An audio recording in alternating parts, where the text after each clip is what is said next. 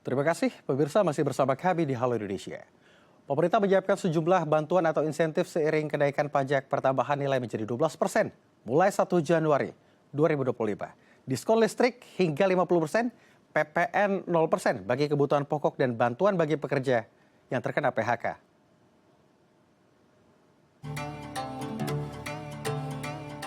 Guna mengantisipasi dampak kenaikan PPN 12%, pemerintah menggelontorkan sejumlah paket stimulus ekonomi untuk menjaga kesejahteraan masyarakat. Salah satunya dengan memberikan diskon tarif listrik.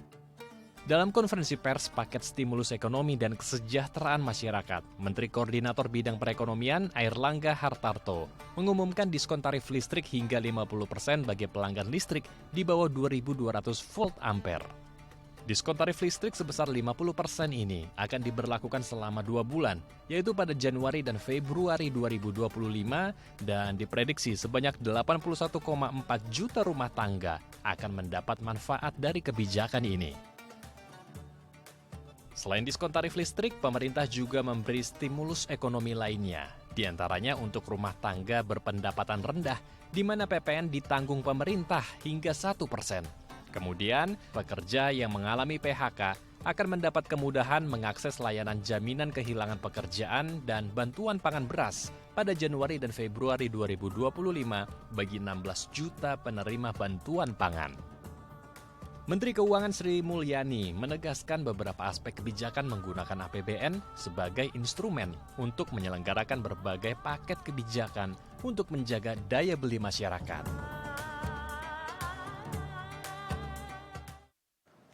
Untuk membahas hal ini, kita telah terhubung bersama dengan Ahmad Nur Hidayat selaku ekonom dan pakar kebijakan publik UPN Veteran Jakarta. Kita akan sapa langsung. Selamat siang Pak Ahmad, apa kabar? Selamat, Mas Akbar, kabar baik. Assalamualaikum warahmatullahi wabarakatuh. Waalaikumsalam warahmatullahi wabarakatuh. Pak Ahmad, ini sedang ramai sekali diperbincangkan baik di media sosial maupun secara langsung terkait kenaikan PPN 12% yang membuat sedikit masyarakat banyak yang gelisah dan ketakutan apakah nantinya saya akan berdampak pada pemasukan dan pengeluaran. Lalu apakah kedepannya ini akan merepotkan begitu ya, artinya daya beli masyarakat juga ikut turun. Kalau Anda melihatnya, beberapa kebijakan ini diikuti dengan diskon-diskon yang gunanya untuk menstimulus masyarakat agar tetap stabil begitu. Kalau Anda melihatnya, apakah ini sudah tepat dilakukan mengambil keputusan menaikkan PPN 12%? Iya, terima kasih ya Mas Akbar. Saya ingin katakan begini, narasi awal pemerintah tentang 12% ini sebenarnya agak membingungkan karena terakhir kita dengar pernyataan Pak Luhut misalkan mengatakan PPN ini akan diundur. Kemudian juru bicara DPR bersama habis ketemu dengan Presiden juga mengatakan bahwa ada PPN 12% tapi hanya dikenakan untuk barang-barang mewah saja sehingga tidak terdampak kepada orang-orang kecil gitu. Nah terakhir apa yang disampaikan oleh Bu Sri Mulyani ke Menteri Keuangan itu menunjukkan sebetulnya PPN itu tidak hanya untuk pajak barang mewah tetapi juga sudah mengenakan kepada barang-barang yang dibutuhkan oleh masyarakat. Sebutlah internet, sebutlah di situ orang nonton Netflix, Spotify itu akan kena PPN. Belum lagi jasa pendidikan, jasa kesehatan dan sebagainya itu juga kena PPN. Dan itu sebenarnya narasi itu juga diakui bahwa PPN 12% itu memang memberatkan masyarakat.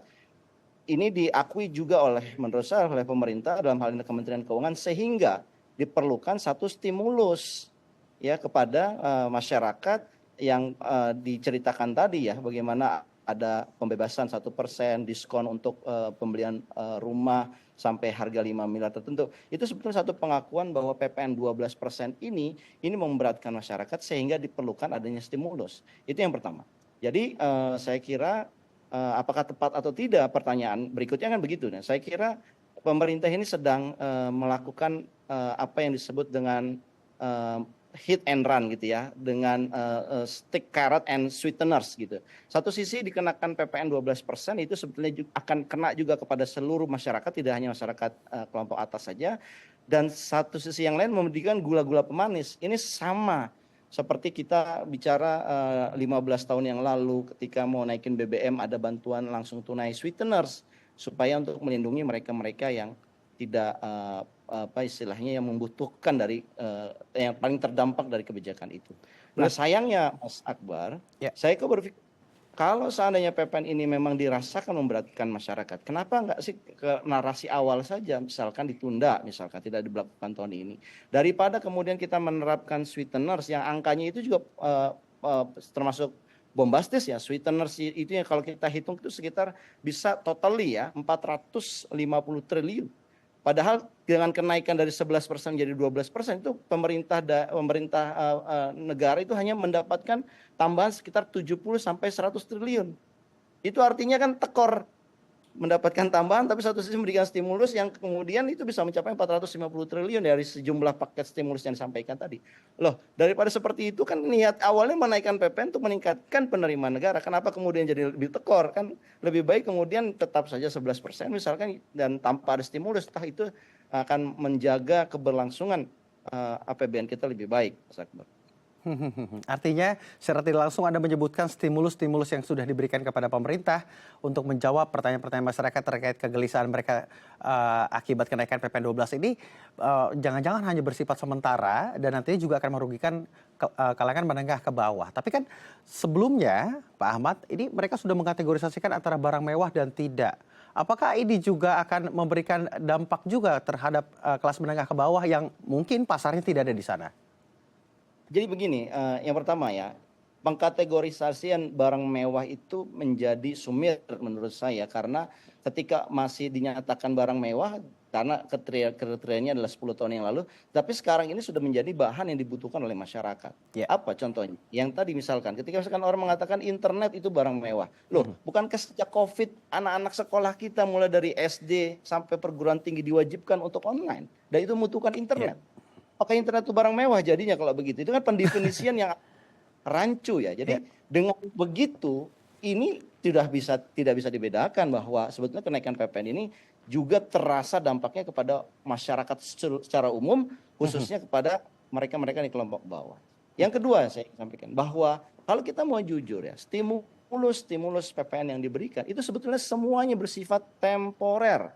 Katakanlah itu hanya 1 bulan, hanya 2 bulan. Katakanlah ada nanti untuk masyarakat pendapatan rendah. Di dalam paket stimulus itu ada bantuan pangan beras 10 kilogram, 16 juta penerima. Tetapi hanya Januari dan Februari. Kemudian untuk kelas menengah misalkan ada yang namanya pemberian insentif PPh pasal 21 ya untuk pekerja di sektor padat karya, gaji hingga 10 juta per bulan.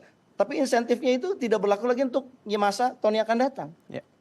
Saya kira tambah lagi diskon iuran jaminan kecelakaan kerja, diskon 50%, berlaku hanya 6 bulan. Tetapi ketika PPN ini naik, ini berlangsung, ya biasanya kalau sudah naik Mas, itu susah untuk turunnya gitu ya. Tendensinya akan naik terus, apalagi kita punya undang-undang HPP itu, harmonisasi perpajakan, itu diizinkan sampai 15%.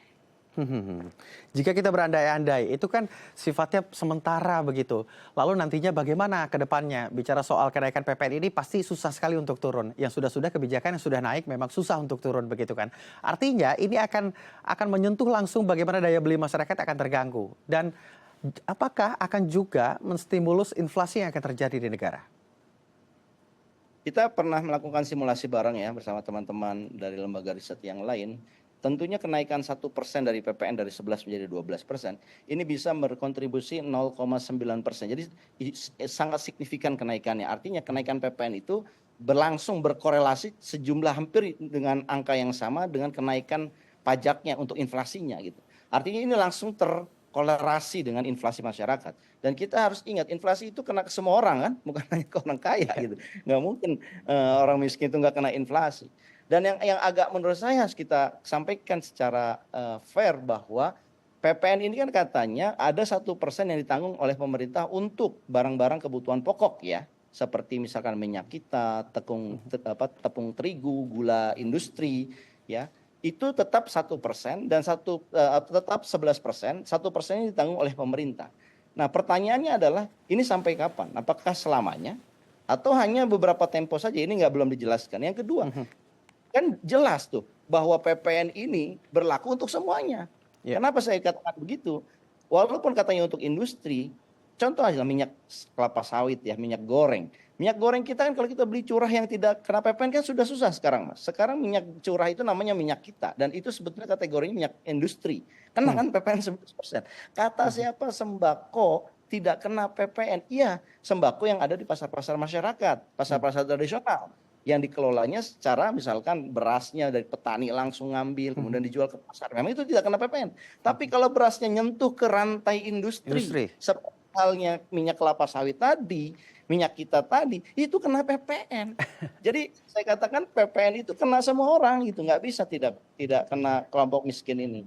Baik, ini kan yang ditakuti benar terkait logistik, pendistribusiannya dan dampaknya terhadap nilai bahan pokok di tengah masyarakat. Yang tadi ada sebutkan jika kategorisasinya ini artiannya menyentuh juga sektor industri yang tadi Anda sebutkan, artinya ini juga berdampak kepada masyarakat kelas menengah ke bawah. Saya semakin penasaran, lalu mengapa pemerintah, apa kepentingan pemerintah menaikkan PPN 12% di masa saat ini? Apakah sudah tepat melihat bagaimana kecakapan masyarakat terkait daya beli masyarakat saat ini, apakah sudah tepat atau ada sumber lain jika berfokus pada penerimaan pendapatan negara? Tapi jangan dijawab terlebih dahulu, Pak Ahmad, karena kita akan break terlebih dahulu. Pemirsa juga jangan kemana-mana, tetap di Halo Indonesia.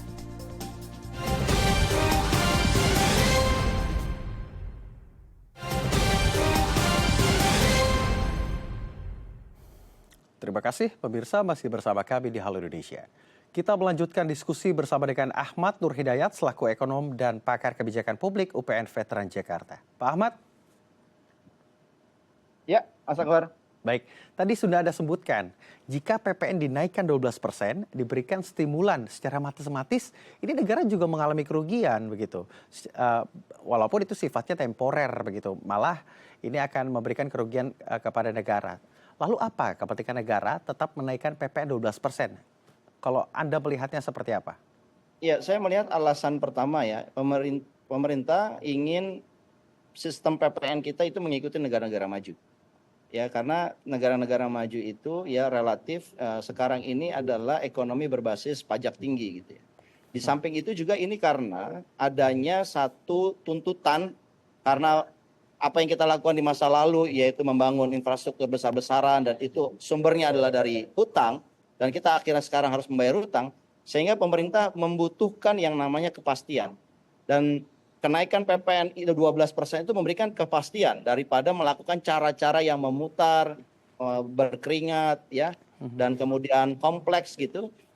Tetapi ya akhirnya pemerintah memilih cara yang harus kita bilang ini cara yang paling gampang, tidak perlu sekolah susah-susah untuk menaikkan pajak yang ada di masyarakat begitu.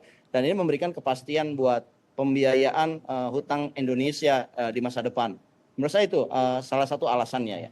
Nah, menurut saya alasan lain ya, kenapa kemudian kenapa sih pemerintah tidak mau menunda kenaikan pajak ini ya? Saya kira juga karena adanya tuntutan memenuhi janji pemerintahan sekarang dalam hal ini dalam program makan siang ya, program bergizi makan siang MBG. MBG itu dananya besar, Mas. Kalau desain awalnya itu sekitar 490 triliun. Itu sama seperti IKN. Bedanya ini setiap tahun. Dan ini dipercaya akan memang membantu masyarakat kecil ya, terutama anak-anak sekolah dan ibu hamil di tengah situasi ke depan ya tahun 2025, 2026, ini ekonomi akan makin lebih sulit begitu. Jadi saya kira ada tuntutan untuk memenuhi biaya belanja yang lebih besar di tahun-tahun ke depan. Hanya saja yang kita sayangkan, kalau stimulus-stimulus itu kemudian mendapat 70 dari kenaikan PPN kemudian dikeluarkan sekitar 200 triliun sampai 400 triliun, kan itu sama aja kita masih defisit lagi begitu. Nah, ini yang kadang-kadang pemerintah ini lebih mengedepankan bukan pada rasional atau hitung-hitungan ekonominya, tetapi kepada ini ditentang oleh masyarakat, harapannya ini bisa diredam dengan memberikan stimulus tadi, Mas Akbar. Opsinya, Pak Ahmad, selain PPN 12%, dari mana pemasukan negara yang paling besar jika PPN 12% ini pilihannya adalah ditunda? Sebenarnya pemerintah bisa ya melakukan cara-cara lain yang lebih berkeringat, yang lebih kompleks, yang lebih capek-capek memang buat policy makers. Kan sebetulnya tugas mereka itulah untuk bercapek-capek menghimpun pendapatan negara buat masyarakat yang tidak membebankan masyarakat, kan itu idealnya. Contoh misalkan yang bisa kita sarankan adalah memperbaiki tata kelola perpajakan Indonesia, termasuk tata kelola PPN. Ya mungkin ada perusahaan yang mengenakan PPN tapi tidak melaporkan secara benar. Nah itu aja hitungan kita bisa mengumpulkan 50 triliun Mas. Kemudian belum lagi ada pajak-pajak tertentu, misalkan e-commerce, yang sifatnya itu masih lolos dari KPP pajak gitu ya. Nah e-commerce yang menggunakan platform e-commerce ini juga perlu diawasi lebih ketat supaya si perusahaan-perusahaan yang mendapatkan untung dari booming e-commerce ini bisa menyetorkannya kepada negara. Itu sudah bisa sekitar 40 sampai 60 triliun tambahannya. Jadi sebenarnya daripada menaikkan PPN yang hanya tambahannya 70, dengan tadi sekitar 40 dan 60 triliun ini bisa dapat terkumpul 100 triliun. Hanya saja ya ini pekerjaan yang susah, melibatkan banyak orang dan memang berkeringat begitu Mas Akbar. Baik, jika ini akan diterapkan pada Januari 2025 nanti, Pak Ahmad, sektor mana yang pertama kali akan lebih dulu terpukul? Saya kira kebijakan PPN 12% khusus untuk PPN ya, yang paling terkena menurut saya adalah kelompok kelas menengah. Dan kelompok kelas menengah ini juga akan dihadapi dengan perubahan-perubahan atau kenaikan-kenaikan harga di sektor yang lain. Katakanlah BPJS ya. BPJS Kesehatan dikabarkan mereka akan defisit 2027. Dan mereka harus menaikkan tarif BPJS Kesehatannya. Belum lagi BPJS Ketenagakerjaan. Nanti ada pencabutan subsidi BBM. Ada juga kenaikan tarif listrik non-subsidi di tahun 2025. Belum lagi nanti ada kenaikan pajak kendaraan bermotor. Nah saya kira sejumlah rencana kenaikan itu menambah berat kelas menengah kita. Di tahun 2025 ini tekanan ekonomi berat itu terjadi pada kelompok kelas menengah. Sayangnya kelompok kelas menengah juga tidak mendapatkan bantuan subsidi dari pemerintah kan. Ya, yang disubsidi itu bantuan sosial, bantuan beras itu kan semua adalah kelompok bawah. Nah, disinilah kemudian berarti kelompok menengah harus berjuang sendirian nih Mas. Nah, apa yang saya bisa sampaikan? Yang pertama, kelas menengah itu harus lebih bijak dalam mengatur pengeluaran mereka ya. Yang namanya ekspansi, yang namanya kemudian membeli barang-barang yang sifatnya adalah cicilan di luar kemampuan gaji mereka, sebaiknya itu dihindari. Tawaran-tawaran menggiurkan dari pinjol ataupun dari pay letter dan sebagainya itu sebaiknya dihindari. Kenapa? Karena dengan tekanan-tekanan yang berat tadi, jangankan untuk ekspansi membeli sesuatu yang sangat besar gitu ya, yang di luar kemampuan, membeli sesuatu yang biasa normal saja itu sudah dirasakan makin berat. Yang kedua, saya kira kelas menengah perlu bersuara. Ya, kita tahu kelas menengah ini adalah kelompok mayoritas yang silent, yang mereka dikenain pajak diam saja, ditambahin pungutan-pungutan lain juga pada diam. Nah, saya kira saat ini adalah eranya kelas menengah untuk berbicara, menyampaikan apa aspirasi mereka ya. Kalau seandainya mereka ingin membutuhkan stimulus seperti halnya kelompok yang di bawah mereka, ya sampaikanlah. Saya kira ini waktunya kelas menengah untuk bersuara lebih lantang dan saatnya juga mereka kritis juga terhadap wakil-wakil mereka yang mereka pilih baik itu di DPR maupun di eksekutif gitu, Mas Akbar. Baik, tentu kita semua berharap kebijakan ini menjadi kebijakan yang tentunya berpihak kepada masyarakat, khususnya kepada kalangan menengah ke bawah. Terima kasih Pak Ahmad telah memberikan pandangan terhadap kami. Selamat beraktivitas. Terima kasih Mas Akbar. Salam sehat. Assalamualaikum warahmatullahi wabarakatuh. Waalaikumsalam. Menyambut Natal dan Tahun Baru, sebuah mal di Jakarta Pusat menghadirkan area bersuah foto berkonsep Christmas Playground. Seperti apa keseruannya informasinya? Selengkapnya usai jeda, tetap di Halo Indonesia.